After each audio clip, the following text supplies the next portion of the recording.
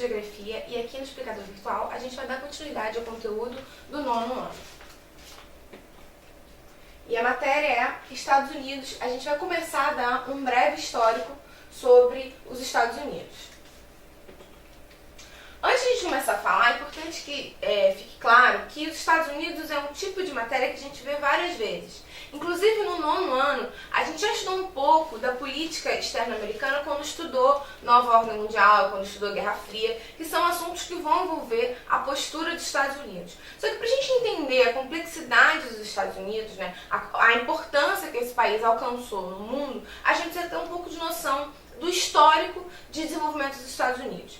É sempre importante lembrar que a gente acaba em geografia e até em história também, estudando países que têm uma relevância maior no cenário internacional. O que a gente vai ver hoje, né, ao longo das aulas que vão abordar os Estados Unidos, é justamente o processo de formação desse país, né, como esse país alcançou a importância que tem hoje, e também as características de desenvolvimento cultural que possam dar uma luz sobre como eles, por que os Estados Unidos se comportam como se comporta, né? Quais são as características. E por que é importante entender os Estados Unidos? Porque as atitudes levadas pelo governo americano, né, tomadas pelo governo americano principalmente, acabam afetando os outros países. E o Brasil especificamente, porque a gente vai ver com mais calma, a América Latina é uma área importante para os Estados Unidos, é uma área de influência dos Estados Unidos. Então a gente vai entender melhor essa composição. E para ficar claro qual a importância que os Estados Unidos têm na vida cotidiana das pessoas, é só parar para pensar quantos produtos no nosso dia a dia têm origem nos Estados Unidos. Tanto produtos físicos, né, produtos de limpeza, carros, né, produtos tecnológicos, principalmente produtos tecnológicos, né, computadores e tudo mais, como também produto cultural. Quantos filmes são produzidos nos Estados Unidos, mais especificamente em Hollywood, que são assistidos no Brasil e que são consumidos pela população brasileira. Isso mostra a capacidade de influência que os Estados Unidos têm no mundo, né? Isso que acontece, né? Como a gente consome a cultura americana, não são só os brasileiros que fazem isso.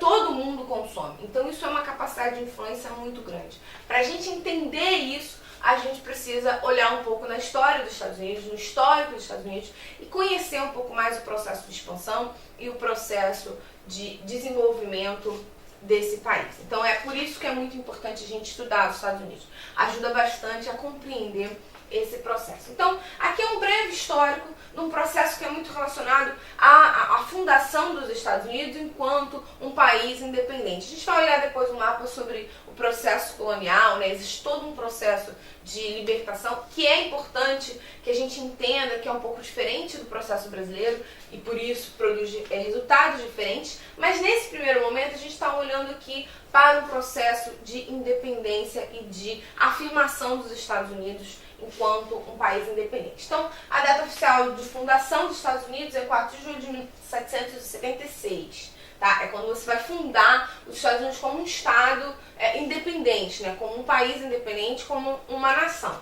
A independência vai surgir no segundo Congresso Continental, né, representando as 13 colônias. Isso é importante, né? A gente vai olhar o mapa das 13 colônias logo depois desse slide, que vai mostrar como era o processo de organização da colonização inglesa na América, né? Então, isso é também uma informação muito importante.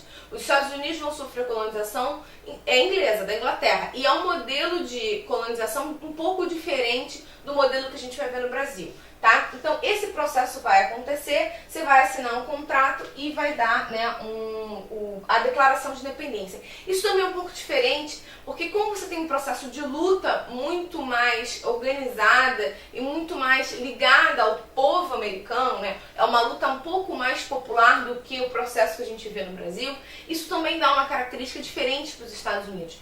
Por exemplo, a Constituição americana ainda é muito ligada a esse processo de formação do país, por isso ela tem alguns problemas, né? Ela acaba sendo um pouco desatualizada em algumas questões. Por exemplo, a questão do porte de armas nos Estados Unidos. Uma das coisas que defendem o porte de armas nos Estados Unidos é justamente a questão da Constituição na formação dos Estados Unidos, a independência, que era permitido que a população tivesse acesso às armas. Só que o contexto histórico era um contexto de muito mais de defesa, de ainda ausência de um Estado participativo. Então isso vai justificar um pouco mais a necessidade da utilização do armamento por parte da população. Hoje em dia essa realidade não é a mesma, então ter armas acaba representando uma outra questão. Então, nesse caso específico, é importante ver que algumas características na sua formação vão gerar mudanças também dentro da relação mesmo com os Estados Unidos até hoje. Então, são muito importantes. Esse processo colonial, esse processo de luta de independência é muito importante para entender um pouco mais da Organização dos Estados Unidos até hoje.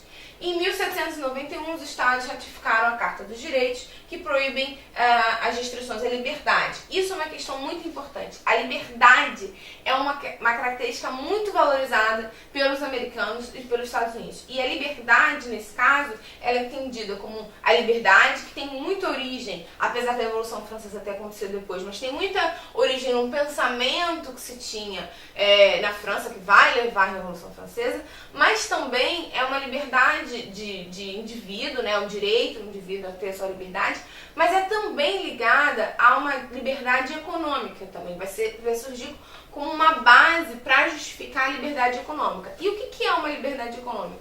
A liberdade econômica é o direito à propriedade privada, é o direito à não intervenção, né, é uma diminuição da intervenção do Estado na economia. E a gente já estudou isso quando a gente estudou as diferenças de modelos econômicos. E estudou durante a Guerra Fria, né, que tinha a economia planificada e tinha a economia de mercado. Então, se eu for valorizar uma economia de mercado baseada na liberdade de mercado, eu não vou criar instrumentos de regulação dessa economia, porque essa economia tem que ser uma economia livre.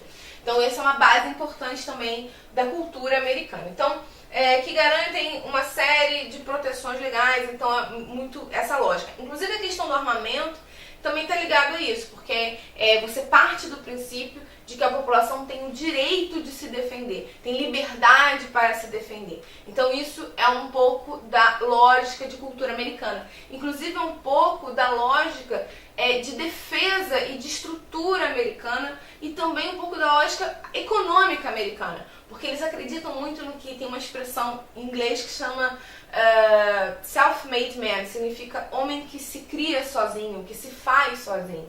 Então é a lógica de que você, para crescer, você não precisa de ajuda do Estado, você precisa crescer pelos seus próprios meios.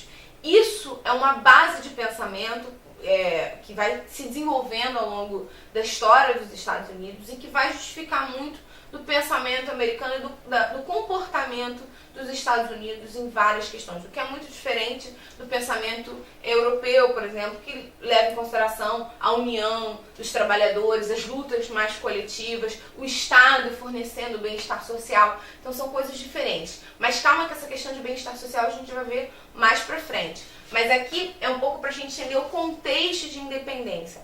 E isso é muito fácil de se ter, um pouco mais fácil do acesso a esse processo, porque tem uma série de filmes americanos que vão retratar esse momento histórico. Provavelmente muito mais filmes foram produzidos para retratar isso do que foram produzidos para a independência do Brasil, por exemplo. Então isso ajuda. Claro que quando o aluno for ver um desses filmes, né, tem uma série de filmes históricos que vão retratar esse momento, é importante que o aluno entenda que muitos desses filmes são feitos, são produzidos para criar uma identificação com os Estados Unidos, são ferramentas de controle e de exercer um poder que os Estados Unidos também têm. Tá? Então essa é uma lógica. E uma comparação rápida entre a independência dos Estados Unidos e a independência do Brasil é justamente que o processo de independência do Brasil é um processo que é muito levado pela própria elite, né? O processo de independência do Brasil é um processo de independência que ele é organizado um pouco fora do povo. O povo não participa, não é uma demanda do povo.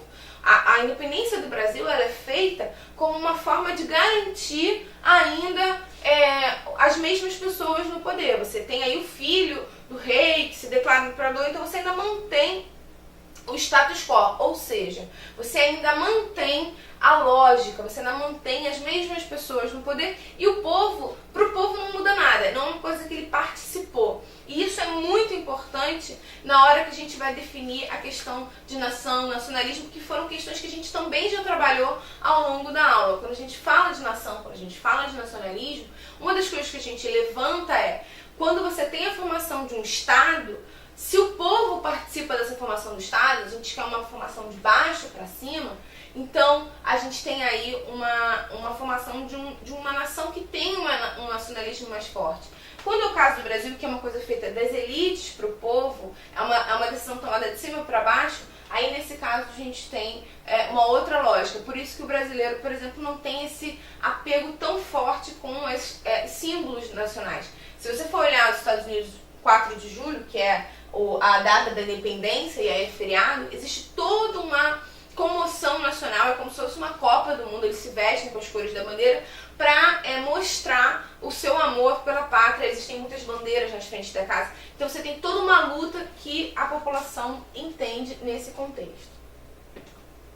Aqui tem um retrato das 13 colônias e isso é uma coisa importante para a gente ter claro aqui, né? A gente está vendo um pouco de história, um pouco de familiarização com o tema, mas aqui é muito importante para a gente entender um pouco mais a questão geográfica dos Estados Unidos.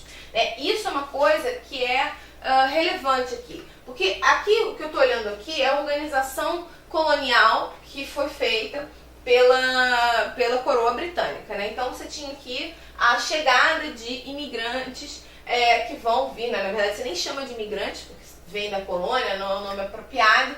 Você tem aqui a chegada desses ingleses, irlandeses e tudo mais que vão vir para os Estados Unidos. Muitos vêm em busca de melhorias de vida, de melhorias financeiras, e muitos vão vir também porque na Europa estão ocorrendo um processo muito intenso de mudanças religiosas, de reformas e contra-reformas, né, que vocês estudam melhor em história, que vai esclarecer, que vai um pouco mais esse processo, porque os protestantes, né, que estão sendo perseguidos pela Igreja Católica vão acabar indo para a América para poder praticar, ter sua liberdade de praticar a sua religião. E isso é um pouco diferente, cria uma diferença muito grande com a colonização em outros locais da América Latina, né, principalmente da América de forma geral, principalmente da América Latina. Tanto que a gente tem que lembrar que nos Estados Unidos, tirando o sul, que é um pouco mais quente, tem características um pouco mais parecidas com as características tropicais, né, um clima mais próximo ao clima tropical, a maior parte dos Estados Unidos tem um clima muito parecido com a Europa. Então, pensando na parte produtiva, não faz muito sentido você investir na grande produção, com grandes plantations, né, grandes fazendas monocultoras voltadas para exportação. Não existe função para você fazer isso, porque geograficamente, climaticamente, eu não tenho uma diferença tão grande do que eu poderia produzir na Europa. Tem espaço, tem mais espaço do que eu teria na Europa, mas eu não tenho condições climáticas favoráveis para cultivar gêneros tropicais, o que é muito diferente dos outros países, principalmente do Brasil, que a gente tem aí uma colonização que tinha uma função específica, produzir gêneros agrícolas e mandá-los para a metrópole e comercialização. Nessa relação metrópole-colônia, que a gente já viu aqui para entender algumas relações de trabalho, né? A gente estuda isso ao longo do ensino fundamental. Nesse caso específico, eu não tenho essa necessidade, eu não tenho essa possibilidade, na verdade. Então isso facilita muito um tipo de colonização que a gente chama de colonização de povoamento. Então isso acaba sendo importante para organizar um pouco mais a vida familiar, a vida social nos Estados Unidos, mais voltados para o trabalho e não voltados para o trabalho doméstico e não voltados para a produção de fora. Por que isso é importante? Porque nesse caso específico aqui das 13 colônias, eu não tenho uma presença tão forte da metrópole, uma intervenção tão forte. Então eu vou permitir, por exemplo, que os trabalhadores tenham liberdade, como a gente tinha visto no outro slide, para exercitar, para trabalhar, para desenvolver um comércio interno sem ter que ficar prestando contas para a metrópole. Isso é importante por causa disso. Então, esse é um panorama de colonização. Essas 13 colônias vão se organizar. Existe todo um processo muito ligado à cobrança de impostos, né? Tem uma questão, pressões internas na Europa. Isso é uma questão que vocês vão ver melhor em história, essas pressões vão acabar impulsionando um processo de independência. E aí a gente vai começar a ter uma mudança dessa organização aqui geográfica, né? O que a gente está vendo aqui vai começar a mudar e eles vão começar a se expandir e a gente vai entender um pouco mais disso mais pra frente também, para entender a lógica de expansão territorial dos Estados Unidos. Bom, eu espero que tenha ficado claro. Tchau!